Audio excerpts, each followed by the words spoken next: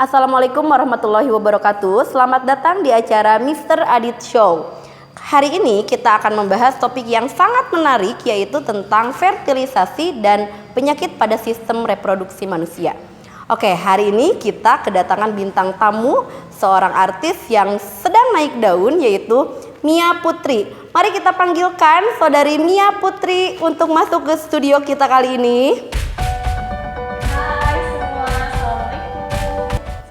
Waalaikumsalam. Gimana kabarnya Mia? Alhamdulillah baik. Lagi sibuk apa aja sekarang? Lagi sibuk syuting biasa gitu. Oh iya, alhamdulillah hari ini Mia berkesempatan hadir di acara Mr. Adit Show.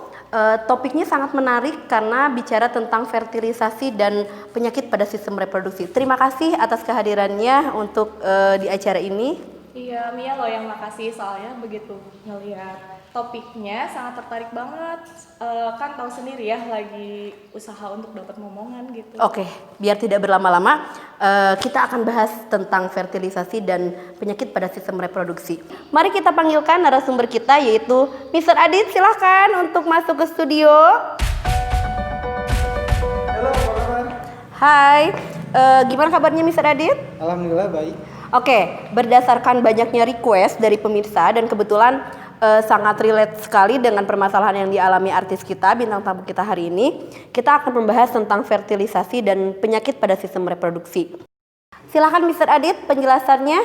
Sesuai dengan permasalahan yang tadi, kita akan membahas terlebih dahulu tentang fertilisasi. Fertilisasi atau disebut dengan proses pembuahan. Fertilisasi adalah proses peleburan antara satu sel sperma dengan sel telur atau disebut dengan ovum yang sudah matang. Nah, coba kalian perhatikan titik merah pada sel ovarium. Itulah yang disebut dengan ovum, di mana ovum akan bergerak menuju ke dinding rahim. Sel telur yang telah dibuahi berubah menjadi zigot dan menempel pada dinding rahim. Pada kehamilan, setelah zigot terbentuk, zigot langsung membelah diri menjadi 2, terus membelah menjadi 4, 8, 16, dan seterusnya hingga hasil pembelahan berupa sekelompok sel dengan ukuran yang sama. Mirip buah arbe disebut dengan morula. Morula akan terus membelah sampai terbentuk blastosit. Tahapan ini disebut dengan blastula. Rongga di dalam blastula disebut dengan blastosol banyak. Dalam waktu bersamaan, dinding rahim menebal penuh dengan pembuluh darah siap menerima zigot.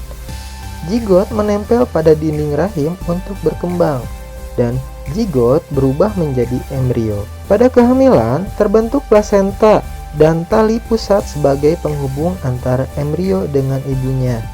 Embrio dikelilingi cairan amnion untuk melindungi dari bahaya benturan. Usia 4 minggu, embrio mulai membentuk mata, tangan, dan kaki. Usia 6 minggu, embrio berukuran 1,5 cm, membentuk otak, mata, telinga, dan jantung yang sudah berkembang. Tangan dan kaki beserta jari-jarinya sudah mulai membentuk.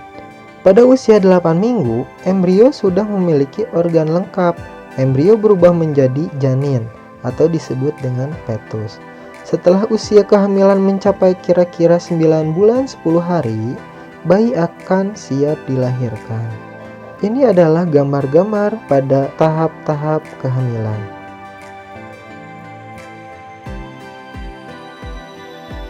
Nah, seperti itu untuk fertilisasi. Nah, sekarang kita akan membahas tentang penyakit pada sistem reproduksi tadi, ya.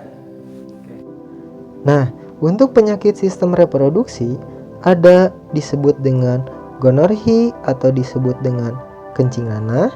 Penyebabnya adalah bakteri Neisseria gonorrhoeae ditularkan melalui hubungan seksual. Akibatnya, terjadi radang pada organ reproduksi yang menyebabkan kemandulan, kerusakan mata, kerusakan persendian, dan kerusakan selaput otak pada bayi. Tanda dan gejalanya, terdapat nanah pada ujung saluran kencing dan terasa panas seperti terbakar saat buang air kecil. Penyakit selanjutnya adalah sifilis. Penyebabnya adalah bakteri Treponema pallidum ditularkan melalui hubungan seksual juga. Akibatnya, kerusakan organ reproduksi pada stadium lanjut, sifilis menyerang hati, susunan saraf, dan otak. Selanjutnya adalah herpes genital. Virus herpes simplex serotipe 2 ditularkan melalui hubungan seksual. Akibatnya, gangguan pada organ reproduksi, kerusakan kulit, dan menyebabkan kanker rahim.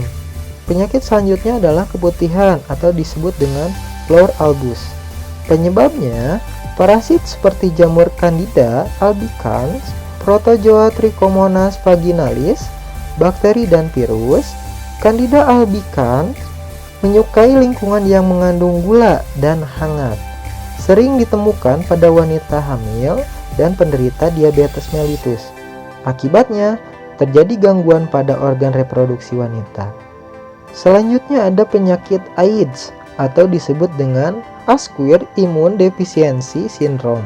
Penyebabnya dikarenakan virus HIV atau disebut dengan Human Immune Deficiency Virus. Akibatnya, hilang daya kekebalan tubuh terhadap penyakit karena virus ini menyerang sel-sel darah putih. Penyebarannya, kontak cairan tubuh dengan penderita AIDS. Orang yang terinfeksi virus HIV akan pastinya menderita AIDS setelah 6 bulan atau lebih tergantung daya tahan tubuh. Tingkat pertumbuhan populasi dipengaruhi oleh natalis, mortalitas, emigrasi, dan imigrasi, di mana bisa dirumuskan secara langsung dengan P sama dengan L dikurangi M ditambah I dikurangi E. Untuk P adalah pertumbuhan populasi, L adalah laju kelahiran, M adalah laju kematian, I adalah jumlah imigrasi, dan E adalah jumlah emigrasi. Gimana? Semoga dapat membantu ya. Oh, jadi begitu ya. Terima kasih Mr. Adit, sangat membantu sekali dan membuka wawasan baik untuk saya maupun untuk pemirsa semua. Jadi begitu pemirsa. Untuk itu, kita harus bisa menjaga organ sistem reproduksi kita sendiri agar kita terhindar dari penyakit sistem reproduksi. Nah, gimana pemirsa? Pertanyaan mengenai fertilisasi dan penyakit pada sistem reproduksi manusia semoga terjawab ya. Saya ucapkan terima kasih kepada Mr. Adit yang sudah menjelaskannya, sangat menambah wawasan buat kita semua. Saya juga ucapkan terima kasih kepada Mia Putri yang berkenan hadir di acara Mr. Adit Show kali ini di sela-sela kesibukan syutingnya yang sangat padat. Sampai jumpa lagi di acara Mr. Adit Show minggu depan. Dadah.